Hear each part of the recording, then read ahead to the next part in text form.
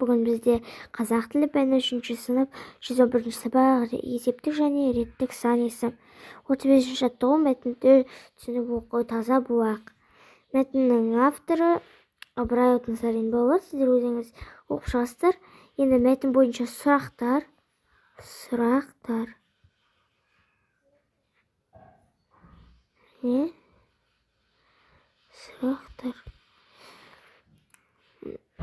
Жолаушы қай жерде кездесті? Жолаушылар бұлақтың басында кездесті. Бұлақ қайда екен? Бұлақ тап-таза екен. Бұлақ басындағы таста не жазылыпты? Жолаушы болсаң, осы таза бұлақтай болып жазылған. Келесі, бірінші жолаушы сөздің мағынасын қалай түсінді? Бірінші жолаушы сөздің мағынасын адал қызмет қыл, еш уақытта жалқауланып қалма, ақырында сен де мұратыңа жетесің деп түсінді. Екінші және үшінші сөздің жолаушы сөздің мағынасын қалай түсінді? Болжап көр дейді бізге. Екінші жолаушы жүрең осы бұлақтай таза болсын, бұлақ ағып үлкен өзенге айналғанда жүрегің кем болсын дегені дейді. Үшінші жолаушы көңіліңді, бойыңды осы бұлақтай таза сақта, адамдарға жақсылық жасасаң, көңіліңе ешқашан кір түспейді депті.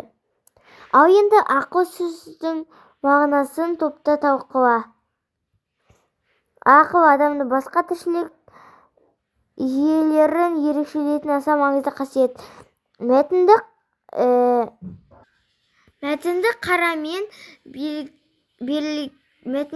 берілген сан есімдерді тауып, бұларды бір-біріне ерекшелігі неде деп ойлайсың?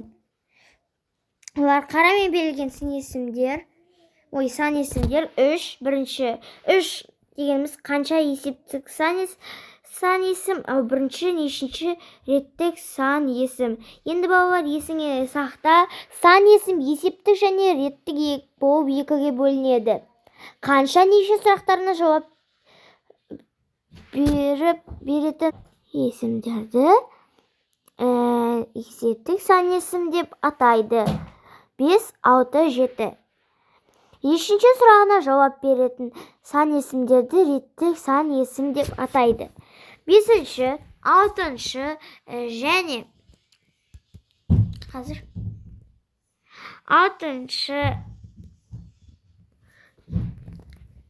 7 реттік сан есептік сан есімге ыншы, ніші жұрнақтар жауғаны арқылы жасалады. Келесі 36 жаттығу мәтінді көркем жаз. Есіл өзенінің тереңдігі 2 метр, кей жерлерде 18 метрге жетеді. Көктемде су деңгейі 10-11 метрге дейін көтеріледі. Сан есімдерді тап, олардың есептік немесе реттік екенін ажырат. Бізде сан есімдер 2 және 100, 10, 11, 18. 2 дегеніміз бұл есептік сан есім, 18 дегеніміз бұл тағы да есептік сан есім, және 10, 11 бұл да есептік сан есім. Келесі 37 жаттығу реттік сан есімдерді сөз құрамына тауда. 1, 2, 5, 6, 7, 9, 30. 1, 2, 5, 6, 7, 9, 30. Есептік сан есім дауысты дыбысқа аяқталса, нышы дауыссыз дыбыстан аяқталса, ыншы жұрнағы жалғасады. Мысалы, 1 плюс қосылған, яғни ыншы. Міне балалар, бізде дауыссыз дыбыстан аяқтап тұрса, ыншы жалғанады. Ал екінші бізде дауысты дыбыстан аяқтап тұрса, нышы деген жұрнақ жалғанады екен. Келесі 38 жаттығу шығармашылық үзіліс. Далада ойнап жүрген Жанат үйге жүгіріп кірді.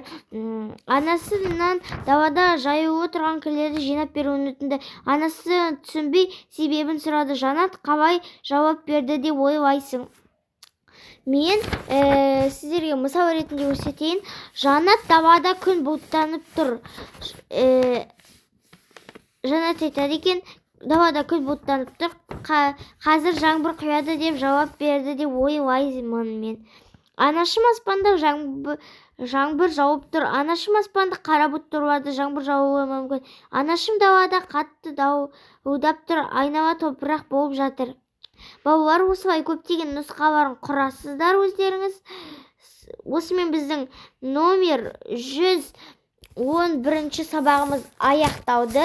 Келесі 112 сабақта кездескенше балалар.